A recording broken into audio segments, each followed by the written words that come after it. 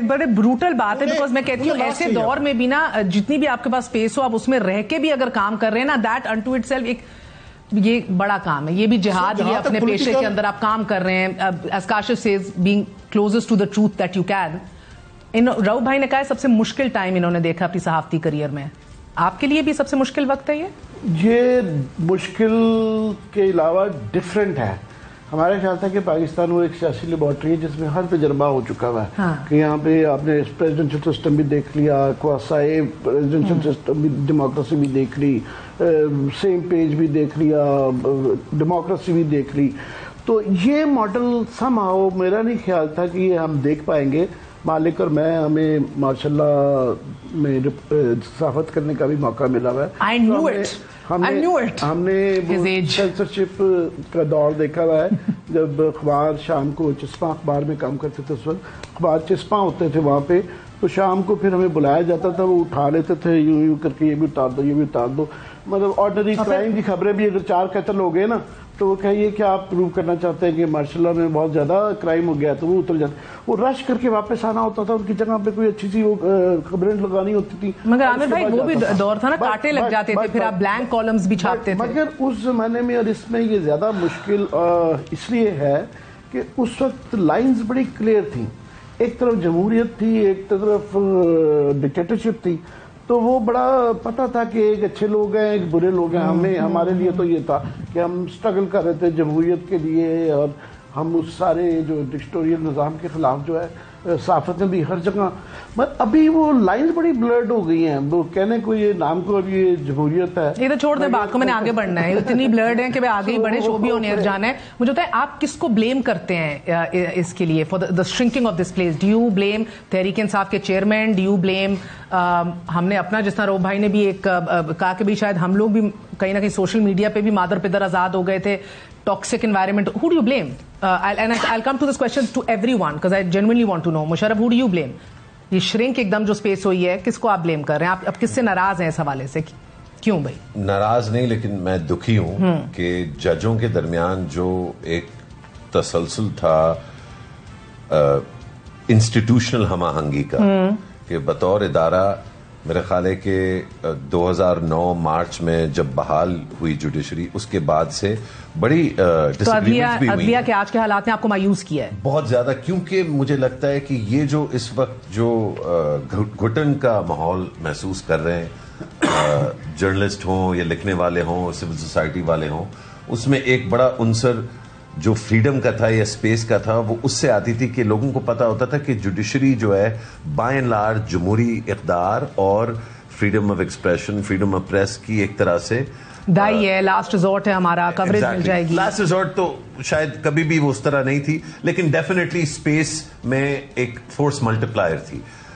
जब से ये सुप्रीम कोर्ट पे खास तौर पे जो जजेस के दरमियान तसादुम खुल के सामने आया है और अब इररेकंसाइलेबल लेवल तक जा चुका था कई महीने पहले, तब से मुझे लगता है कि जो बाकी स्पेस थी उसमें मनमानी उन अनासर की जो अपनी मनमानी करवाना चाहते हैं, उनके लिए रास्ता कहीं ज्यादा. तो आपका दिल टूट सा गया है? नहीं, अभी दिल, मैंने कहा था मेरा भाई सेंसिटिव, टूटा तो नहीं है, लेकिन डेफिनेटली मुझे अफसोस है कि मेरा तो टूटा है, मेरा टूटा है इस बात पे. But Malik, do you agree with him? देखिए, 2-3 चीज़ें हुई हैं. एक तो जितनी जर्नलिस्टिक स्पेस थी, मेरा ख्याल हम 80s में चले गए हैं, अगर उससे पहले भी नहीं चले गए. वेरी फ्रैंकली, काफ़ी दिन पहले आपको याद है एक स्टेटमेंट आई थी जब ये डार साहब पे बड़ा प्रेशर पड़ा हुआ था, तो प्राइम मिनिस्टर ने उठ के कन्वेंशन में एक स्पीच की, जो डार साहब को क्रिटिसाइज करेगा उसकी पार्टी में जगह नहीं है. ये ब्रिटिश प्राइम मिनिस्टर कर सकता है कि अगर उसको कोई चार्ज ऑफ एक्सेशन पे कोई बात करे तो नहीं, you can't, you have to leave the party. ये आप सुनते हैं किसी डेमोक्रेसी में कि कोई उठ के चले जी, जो रॉयल फैमिलीज हैं, हर पार्टी का जो लीडर है वो रॉयल्टी है, बिकॉज वो खानदानी पार्टीज हैं. डेमोक्रेसी तो है नहीं, यहाँ सारी पार्टीज का नाम है. बोरिस जॉनसन की कमेटी बैठी हुई उसकी एक स्टेटमेंट के ऊपर. लेकिन जिस मुल्क में आप फाइनेंस मिनिस्टर को तनकीद करने पे और उस मुल्क का प्रेसिडेंट के और प्राइम मिनिस्टर के कि आपकी पार्टी में जगह नहीं है, डेमोक्रेसी बिकम्स अ जोक. बात यह है, फिर अगर हर किसी ने ताकत खेलनी है तो फिर जिसके पास सबसे ज्यादा ताकत है, फिर उसका हक बनता है वो सबको अब्यूज करे. फिर चीखते क्यों है? जिसके पास जितना जोर है उसका दूसरे पे लगाता है. अगर चीफ जस्टिस का जोर चलता है वो अपने जजेस पर जोर लगा रहा है. जजों का जोर आम बंदे पे चलते हैं, वो उस पर जोर चला रहे हैं। पॉलिटिशियंस का एक दूसरे पे जोर चलता है, पार्टी में उस पर जोर चला रहे हैं। इन्होंने तो सबने इसको सियासी हरीफों पे चलता है कि जिसके पास ताकत है वही सही है। तो फिर ठीक है, अगर ताकत इज द बैरोमीटर तो फिर ठीक है, फिर चीखते क्यों? फिर जिसके पास ताकत है फिर वही करेगा। फिर उस वक्त कहां से बहसें चल पड़ती हैं, this is right, this is wrong. All of them are wrong, they are only right when it suits them. किसका प्रिंसिपल स्टांस क्या है? आज आज मुझे बता देना, कहां गया वो वोट को इज्जत दो, वो बयानिया कहां गया, उनका बयानिया कहां पे गया? अच्छा चेयरमैन साहब, नाम नहीं लेना, प्रोग्राम एडिट हो जाएगा। चेयरमैन साहब की बातें सुने तो कल तक एवरीथिंग वाज हंकी डोरी, आज वो भी जमहूरियत की लड़ाई लड़ रहे हैं। It's all about power.